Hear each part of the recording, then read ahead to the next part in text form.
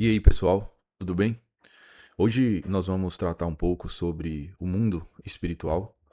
Nós vamos percorrer um pouco no mundo antigo, como as pessoas se relacionavam com o mundo espiritual. Nós vamos também tentar fazer algumas aplicações para o nosso contexto atual, porque eu percebo que esse assunto ele tem sido pouco falado.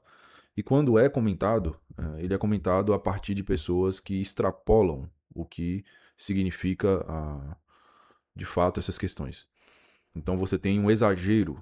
Algumas pessoas, inclusive, dão tanto poder e autoridade a Satanás que me parece que que o torna soberano, quando na verdade não é. Satanás ele não é soberano. Satanás ele não está em uma disputa de igualdade contra Deus. Pelo contrário, Deus ele não precisa levantar de seu trono para lidar com suas criaturas. Ele ordena e as coisas acontecem. Os demônios se estremecem diante da presença do Criador. Quem luta contra esses seres são as próprias criaturas de Deus, a igreja, os anjos. Mas Deus ele não precisa levantar do seu trono. Então, o que muita gente às vezes pensa que Satanás está em uma disputa contra Deus, como se lutassem de igual para igual, essa ideia não existe. Essa ideia, biblicamente falando, não existe. Então nós vamos dar um tratamento adequado, porque também nós não podemos cair no outro extremo do ceticismo. E aí eu penso que muitos cristãos, ao não lidarem com essas questões da forma correta, acabam também caindo no extremo ceticismo. E nós precisamos dar um tratamento adequado, porque esses seres são reais, eles influenciam a humanidade e a humanidade é influenciada por eles. Nós vamos trabalhar com um livro, este livro aqui, do Clinton Arnold, Poderes das Trevas, Principados e Potestades nas Cartas de Paulo. Eu escolhi esse livro porque o Clinton, primeiro, ele é um erudito, é um doutor, tem muitos comentários exegéticos publicados, é muito respeitado. Tem um comentário dele recente, que é esse aqui. Word Biblical Commentary, é um comentário de Colossenses. É um novo comentário, muito respeitado. Tem uma vasta bibliografia, então vale muito a pena adquirir o material. Ele vai trazer contribuições novas ali para o que estava acontecendo no mundo de Colossos. E aqui, nesse livro, Poderes das Trevas, o Clinton ele vai explicar sobre como a magia era feita, como a feitiçaria era feita, como se entendia o mundo espiritual, as invocações. E nós vamos percorrer um pouco este livro. Esses vídeos vão ser divididos em partes. Nós vamos tratar, deixa eu ler aqui para vocês. Na parte 1 nós vamos tratar da magia e adivinhação, das religiões greco-romanas e orientais, da astrologia, do judaísmo. E por fim nós vamos ver sobre o ensino de Jesus. O que Jesus ensinou sobre este reino espiritual das trevas. E como Jesus lidou com isso e como ele ensinou os seus discípulos a lidarem com isso. Em uma parte posterior, eu quero tratar sobre as cartas do apóstolo Paulo, as viagens missionárias de Paulo, como Paulo lidou com isso, por exemplo, a escrever a carta aos Efésios, como ele ensinou os cristãos a lidarem com estes seres.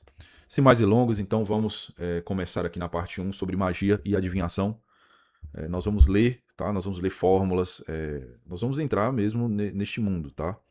Então, fiquem até o final, acompanhem os vídeos para vocês entenderem como a Bíblia lida com isso.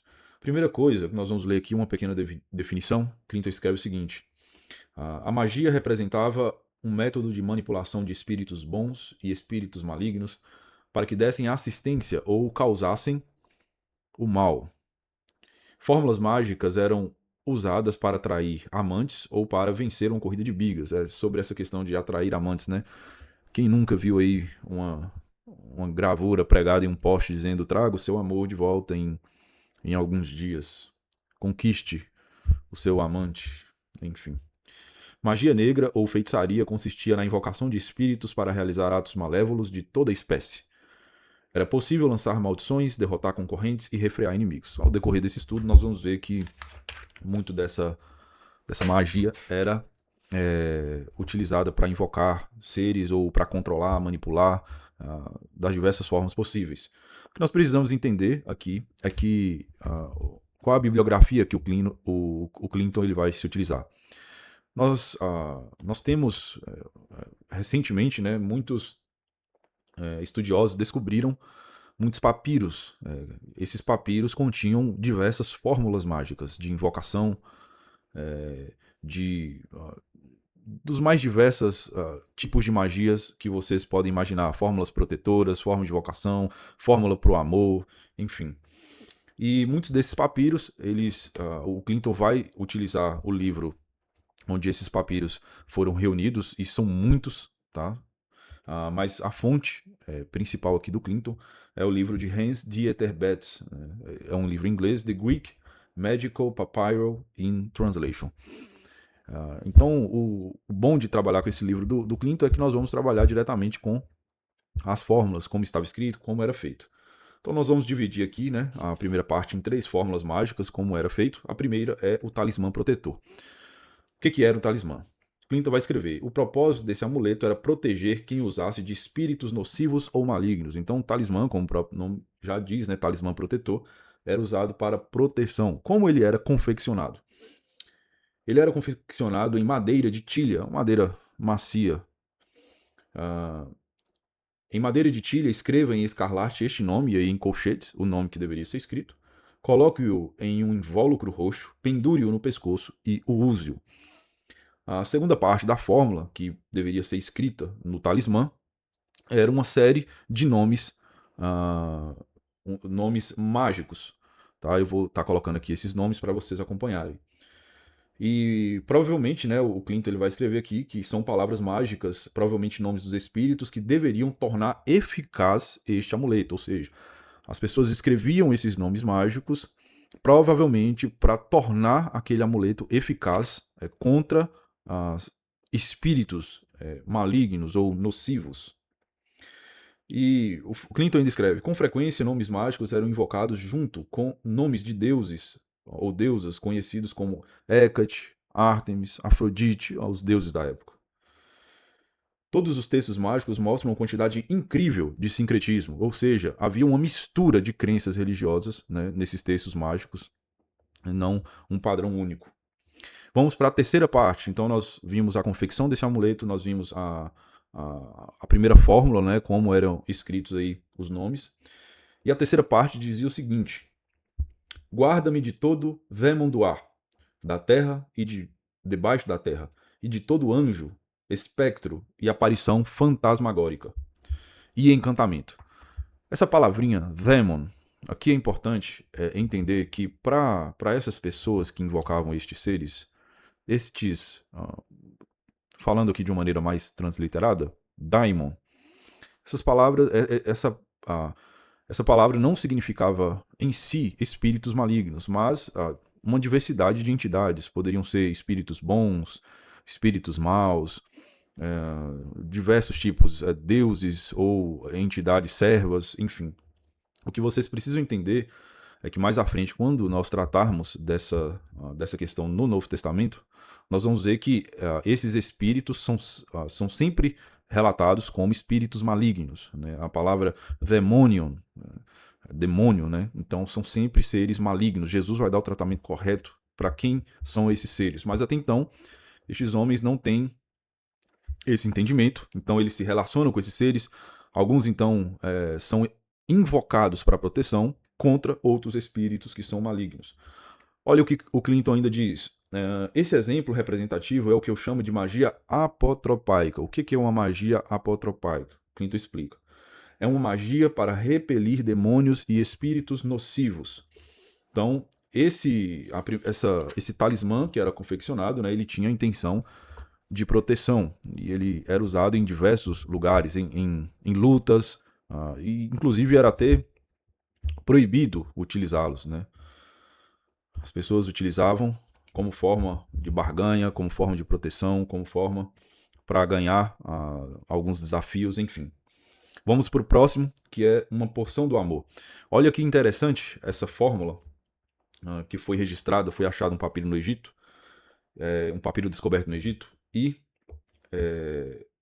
havia ali uma fórmula que um homem chamado Teodoro utilizou para conquistar uma mulher chamada Matrona.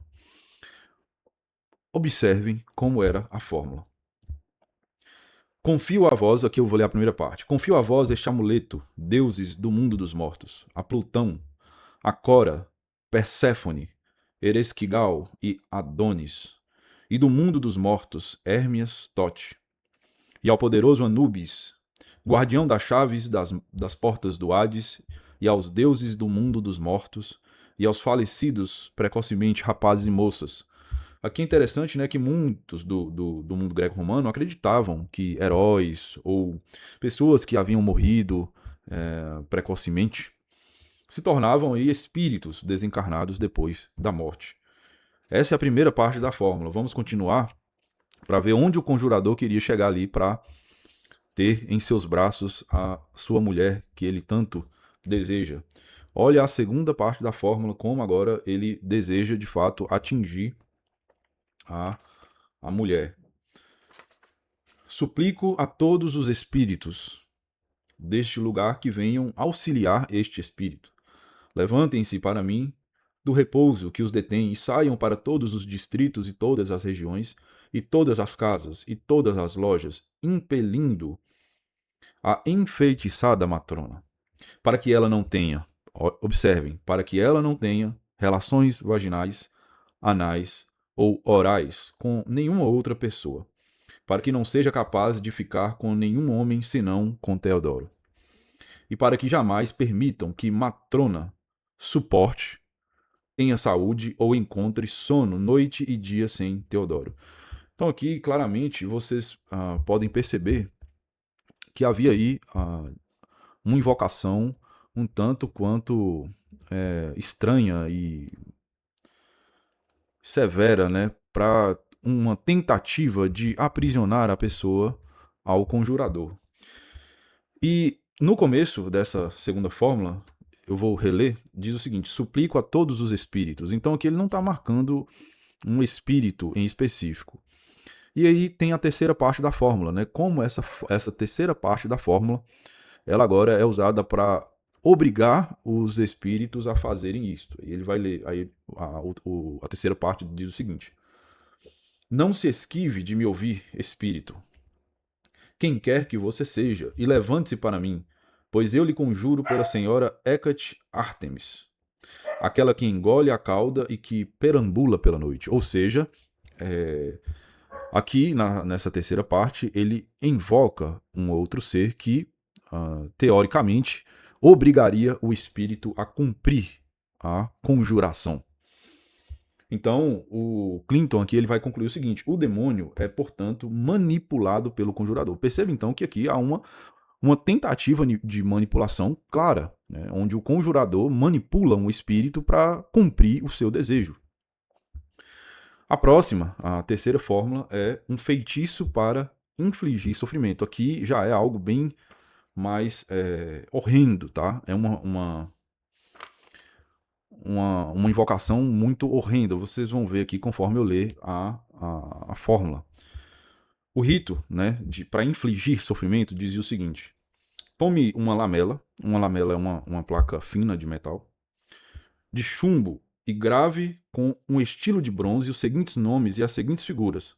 E aí essas figuras são retratadas no texto do papiro. E depois de cobrir a lamela com sangue de um morcego, enrole-a de maneira habitual. Abra um sapo e coloque-a no estômago dele.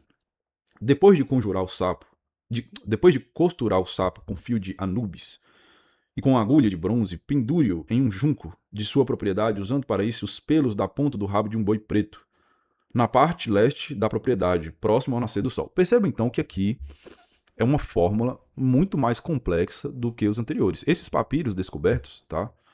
Papiros que datam aí até do século III aí, antes de Cristo, eles são... alguns são muito mais complexos do que outros. Então nós vimos ali, as primeiras são algumas fórmulas um pouco menos complexas. Essa já começa a uma complexidade, porque percebam que ele tem que matar alguns tipos de animais, ele tem que fazer alguns ritos idênticos ao que está aqui escrito na fórmula. Mas vamos continuar para ver o que isso aqui nos revela ainda mais. A segunda parte da fórmula diz o seguinte: anjos supremos. Assim como este sapo pinga sangue e seca, que o mesmo aconteça ao corpo aí aqui, colchetes, para um espaço onde você colocaria o nome da pessoa em que queria atingir. Aconteça ao corpo de fulano, parido por, aí o espaço para inserir o nome da mãe da vítima, pois eu vos conjuro, a vós que comandais o fogo, masquele, masquelo. Então perceba que aqui o conjurador, ele quer simplesmente matar a sua vítima por meio de rituais. Então é feito todo um ritual, existe toda uma fórmula, e ele aqui vai invocar seres para que inflijam sofrimento sobre outro. Aqui é importante, né, para quem não está acostumado, talvez entre alguém que não é cristão aqui no meu vídeo, e entenda essas questões de anjos supremos, né? Aqui não há uma invocação aqui dos anjos do Senhor, tá? Isso aqui não tem nada a ver com isso. Nós vamos ver mais à frente como Jesus vai explicar tudo isso. Todos esses seres são demônios, são seres malignos e que enganam a humanidade. E o que nós temos que compreender aqui, essas questões complexas, gente? É que esses seres, eles estão, sim, de fato, influenciando seres humanos, e que me parece que alguns seres humanos, de alguma forma, também manipulam esses seres, tá? Isso aqui, isso existe, continua sendo feito hoje, tá? Não pensem vocês que essas coisas acabaram, muito pelo contrário. Muitos artistas, muitas pessoas poderosas deste mundo se utilizam desses feitiços para usurparem cargos, para infligir dano a outras pessoas. Então essas coisas continuam a acontecer, sempre continuaram. Então nós precisamos, como cristãos, entender como essas coisas funcionam e saber como lidar com essas coisas, saber entender este mundo, conseguir compreender essas forças malignas por trás de muitos ONGs, muitos governos, muitas pessoas que estão em cargos aí superiores, e como eles manipulam estes seres. E aqui eu vou finalizar esse vídeo aqui agora, e na próxima parte nós vamos começar a falar sobre espíritos guias, né? Como esses espíritos guias eram invocados anteriormente. Depois a gente vai falar um pouco de adivinhação. Depois nós vamos para a parte de Simão, o mago, e aí nós vamos para as escrituras, lá em Atos capítulo 8. Nós vamos também falar sobre o mago e falso profeta judeu em Atos capítulo 13. Depois nós vamos falar sobre espírito de adivinhação em Atos capítulo 16. E por fim, Atos capítulo 19, que é a viagem missionária do apóstolo Paulo na cidade de Éfeso. Tá? Então, acompanhe aí. Eu vou tentar fazer uma playlist de vídeos sobre esse assunto, para que nós possamos entender aqui o quão sério é esse assunto e como um cristão deve lidar com ele.